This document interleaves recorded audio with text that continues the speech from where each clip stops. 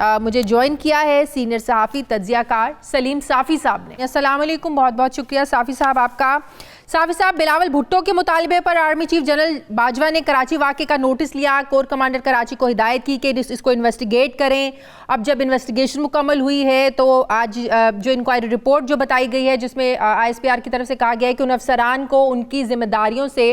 हटा दिया गया है। तो बहरहाल आर्मी चीफ ने ये साबित किया है कि रेंजर्स हो, ISI के अफसरान हो, ये कोई भी अफसर जो है वो जो फौजी निज़ाम इंसाफ है उससे मुबर्रा नहीं है। बड़ी ज़बरदस्त एक ज़ाहिर मिसाल कायम की है इंसाफ की। तो क्या कहेंगे आप इस पर? क्या हमारे सियासतदानों को इससे नहीं सीखना चाहिए, खुद एहतसाबी का जो एक आज नई मिसाल देखने को मिली है? नहीं, खैर इसको थोड़ा सा इस कॉन्टेक्स्ट में भी लेना चाहिए कि माजी में खुद मसलन अगर आप देखें तो मियां नवाज शरीफ साहब की हुकूमत में भी आप एक धरना हुआ, फिर लॉकडाउन हुआ, फिर फैजाबाद का वाक़या हुआ, तो माजी करीब में भी इस तरह की चीज़ों पे कोई फिर एक्शन नहीं लिया गया।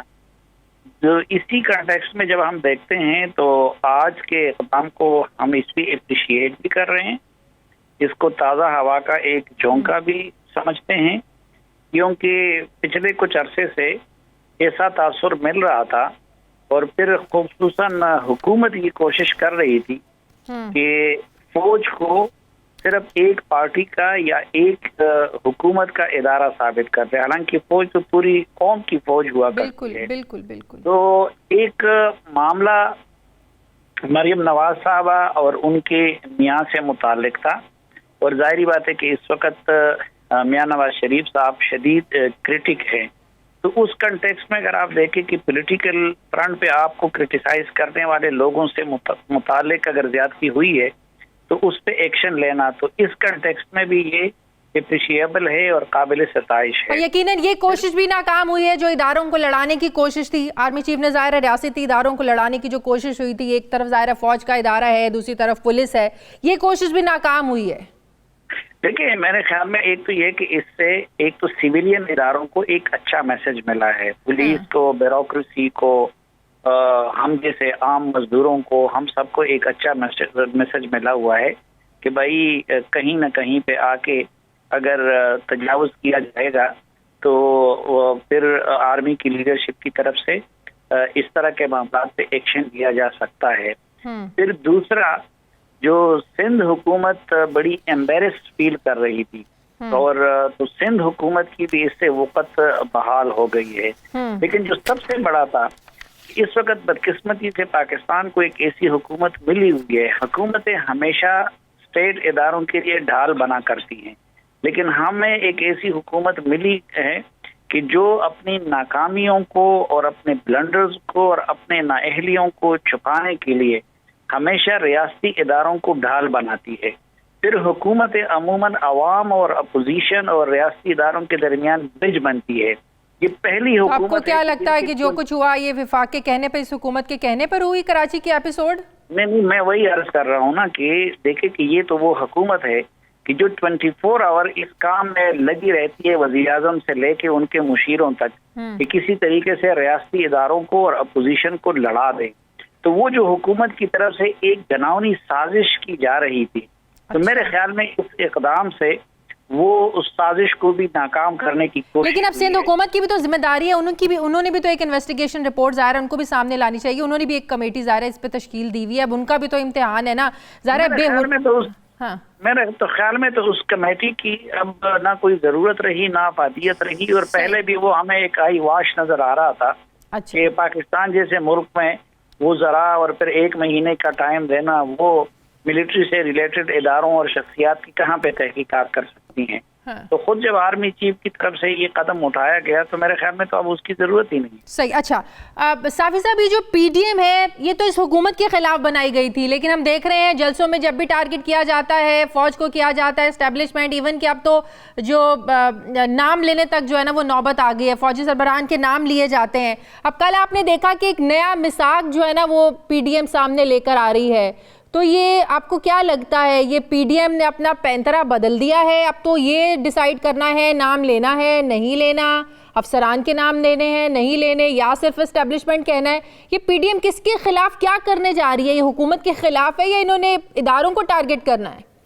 نہیں، ایک تو یہ کہ پی ڈی ایم مختلف جماعتوں کا ایک اتحاد ہے، ہاں، ان کے نظریات بھی ایک دوسرے سے اپوزٹ ہیں، ہاں، اور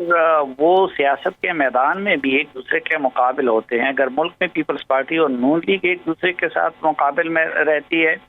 تو بلوچستان کے اندر محمود خان جگوئی صاحب اور مولانا صاحب کا مقابلہ ہوتا ہے۔ وہ کچھ کامن بنیادوں پہ، ایک تو سب نے اپنی اپنی بقا کے لیے اور اپنی اپنی دفاع کے لیے ایک مشترکہ فورم بنایا ہوا ہے، اور پھر کچھ مشترکہ نکات ہیں۔ لیکن ابھی جو بلاول صاحب نے جس بات کو ایشو بنایا ہوا ہے، مثلا اس پہ دو رائے ہو سکتی ہیں۔ ہم بھی یہ کہہ سکتے ہیں کہ ٹھیک ہے، میاں نواز شریف صاحب کو اتنا سخت لہجہ استعمال نہیں کرنا چاہیے، لیکن میرے خیال میں ابھی جو بلاول صاحب نے جو عذر گڑھا ہے تو وہ میاں نواز شریف کا لہجہ ان کا بہانہ اور اپنے لیے ڈیل کا راستہ تلاش کرنا ان کا نشانہ ہے۔ کیونکہ اگر ان کو اعتراض ہوتا اس پہ تو گجرات جلسے کے اگلے روز ان کو اعتراض کرنا چاہیے تھا، پھر ہفتہ بھر اعتراض کرنا چاہیے تھا، پھر پی ڈی ایم کے جلسوں میں محسن داوڑ صاحب کو نہ نون لیگ بلاتی ہے نہ مولانا اس کے حق میں ہے۔ سب سے زیادہ لہجہ تو وہ پی ٹی ایم کے رہنماؤں کا ہوتا ہے، تو ادھر تو پیپلز پارٹی ان کو بلاتی ہے۔ تو میرے خیال میں چونکہ اس وقت زرداری صاحب وہ سندھ حکومت بھی ان کی مجبوری ہے، اور وہ ان ہاؤس چینجز چاہتے ہیں، وہ دوبارہ الیکشن کے لیے تیار نہیں ہے،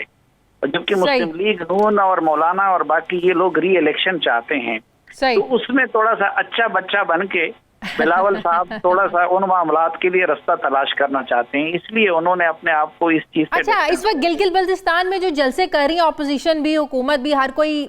جو ہے نا وہ کریڈٹ لینے کی کوشش کر رہا ہے، کہہ رہے ہیں ہم بنائیں گے گلگت بلتستان کا صوبہ، لیکن کل جو عسکری قیادت قومی سلامتی کے موجودہ امور جو ہیں ان پر بریفنگ دینے جا رہی ہے، قومی اسمبلی میں پارلی رہنماؤں کا ایک عام اجلاس طلب کیا ہے اسپیکر قومی اسمبلی کی طرف سے۔ اب یہ پی ڈی ایم کی جماعتیں کہہ رہی ہیں بھائی ہم تو اس میں شریک نہیں ہوں گے، اب ظاہر ہے وہاں پر امپورٹنٹ چیزیں ڈسکس ہونی ہے، گلگت بلتستان کو صوبہ بنانا، انتخابات سے پہلے ایک امپورٹنٹ ڈسکشن ہونے جا رہی ہے، تو یہ دورہ معیار نہیں ہے وہاں کے عوام سے آپ وعدے کر رہے ہیں کہ ہم بنائیں گے، لیکن اسی چیز کو امپلیمنٹ کرنے کے لیے جب ایک ڈسکشن ہونے جا رہی ہے، فیصلہ ہونے جا رہا ہے کنسنسس کے ساتھ، آپ اس میں شریک ہی نہیں ہو رہے ہیں۔ نہیں، تو ایک تو یہ ہے کہ ابھی پچھلے دنوں اسی موضوع سے متعلق ایک اجلاس ہوا تھا، تو پھر اپوزیشن کے لوگوں کو کتنا اس پہ مختلف وزراء نے بے عزت کیا۔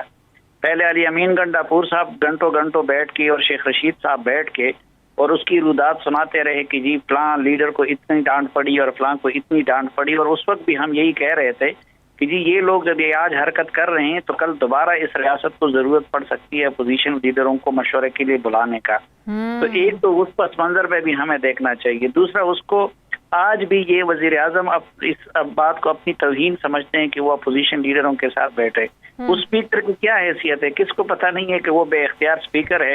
اور وہ وزیر اعظم کے مرضی کے بغیر وہ کسی وزیر کی تقریر کو آگے پیچھے نہیں کر سکتے۔ تو پھر اپوزیشن کا یہ بھی بیانیہ ہے کہ یہ اسمبلی بھی جعلی ہے اور یہ اسپیکر بھی جعلی ہے، اور اس سے پہلے اپوزیشن یہ فیصلہ کر چکی ہے کہ ہم حکومت کے اس بدتمیزانہ رویے کی وجہ سے ان کے اجلاسوں میں نہیں جائیں گے۔